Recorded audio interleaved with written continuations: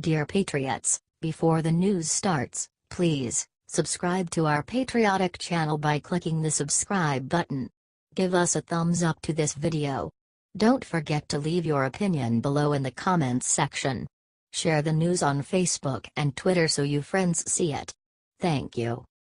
Melania just took down Alec Baldwin in ultimate revenge for his Trump impression. Good things come to those who wait, as was the case for Melania this week when Alec Baldwin finally handed her the perfect opportunity to get revenge for his long-standing impersonation of her husband on Saturday Night Live, via BizPacReview. Baldwin claimed during an interview that a friend told him the First Lady enjoys his impression of President Trump. Check it out.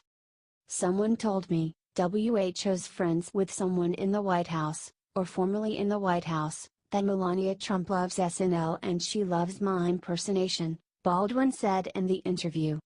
He continued that she told this person, very high up in the White House press there, that's exactly what he's like. Not so fast, Baldwin, Melania has something to say about that. The First Lady responded to his assertions via a spokesperson, who said his comments were not true, which is why Mr. Baldwin has no actual names to go with his bizarre assertion. President Trump condemned the impression as well in tweets earlier this year. Baldwin claimed Monday that Trump must be horrified and beside himself that the First Lady finds his impression funny. Baldwin is promoting a book, because isn't everyone these days? Called You Can't Spell America Without Me, the really tremendous inside story of my fantastic first year as President Donald J. Trump. A so-called parody. Share this if you are tired of Alec Baldwin attacking our president. It is so disgusting at this point.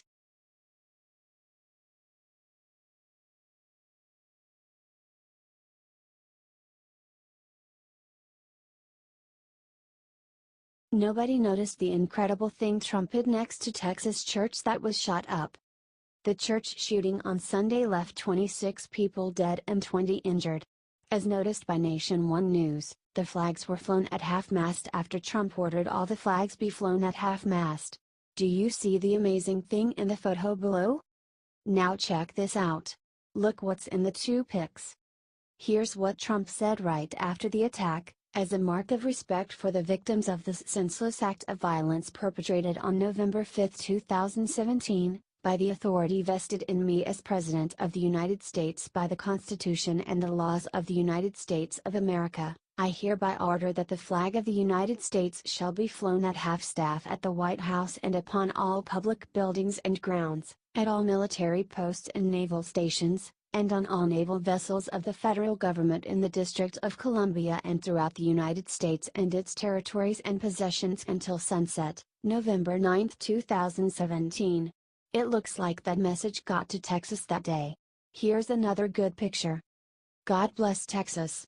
God bless the United States and may all those struck by bullets rest in peace. It is horrible that Christians are openly persecuted in America. Share this if you are still praying for everyone in Texas. Share.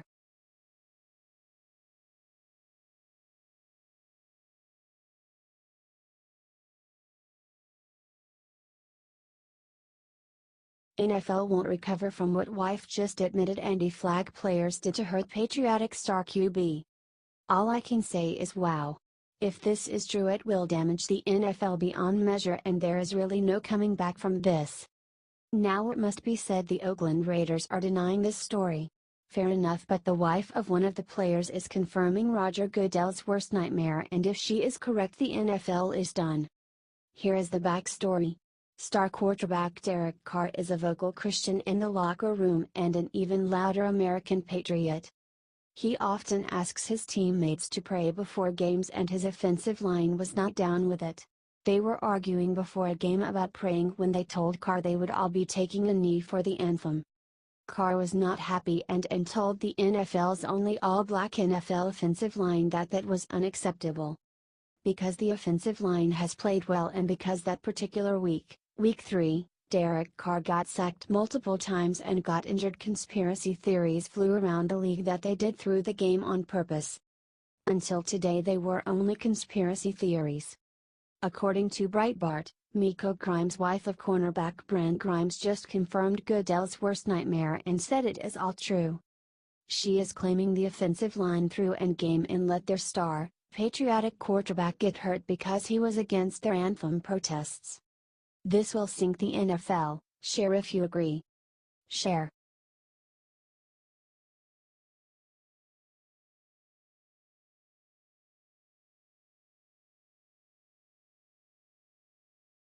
Yikes! Donna Brazile just dumped another massive heap of dirt on the DNC.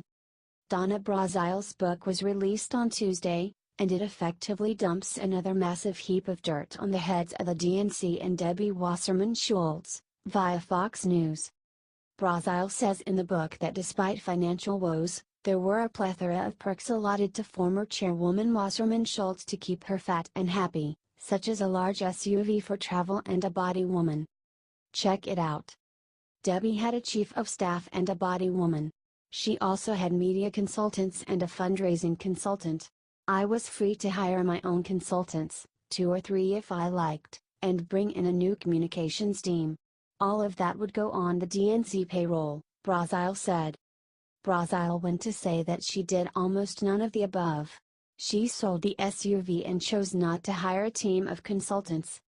God knows I didn't need a body woman, she also said. Brazile suggested the cushy situation set up for DWS was part of the strategy behind the contractual agreement that Hillary Clinton's campaign had made with the DNC. This was the way to keep the chair fat and happy, give her a huge staff and lots of perks and don't ask her to do anything, she says in the book. Brazile revealed that Clinton had set up a financial arrangement with the DNC 1 year prior to her nomination in a Politico article that was printed last week.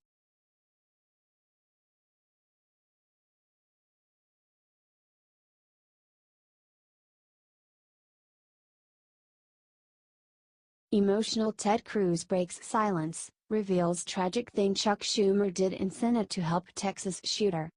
Ted Cruz just dropped a bombshell and Harry Reid and Chuck Schumer will never be the same. Ted Cruz went on Fox News last night and exposed the Democrats as the worst kind of hypocrites. Which we all knew, but Ted clearly shows how their hypocrisy is doing real damage to America. They scream and yell about guns whenever there is a tragic shooting, but when they slink back to Congress they play petty political games. According to Breitbart, Cruz said the Democrats filibustered legislation that he co-sponsored with Chuck Grassley that would have resulted in this shooter being in federal prison instead of murdering those innocents in that Texas church. This should have been stopped beforehand. But, several things happened. Cruz goes on to explain the Obama admin and the Air Force screwed up, but that is endemic to bureaucracies, screwing up, and then he exposed Chuck Schumer for what he did to stop Ted's plan that would have worked to help prevent this tragedy. But I'll tell you, we could have prevented this. In 2013, in the wake of Sandy Hook, I joined with Chuck Grassley. We introduced legislation that was called the Grassley-Cruz legislation. And it was aggressive legislation targeting felons and violent criminals to stop them from getting guns. He lied on the forms. That is a felony to lie on those forms. The Obama administration didn't prosecute those cases. In 2010, 48,000 felons and fugitives lied and illegally tried to purchase guns. They prosecuted only 44 of them. Then he added the brutal truth, saying his new law would have kept us safe, but the Democrats filibustered the legislation that would have resulted in the shooter being in federal prison instead of murdering those innocents in that Texas church. Share if you think the Democrats are ruining this great nation one petty political game at a time.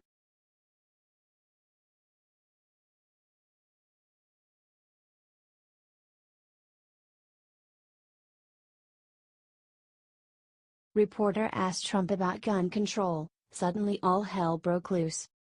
President Trump is the greatest protector of the Second Amendment that the US has had in forever.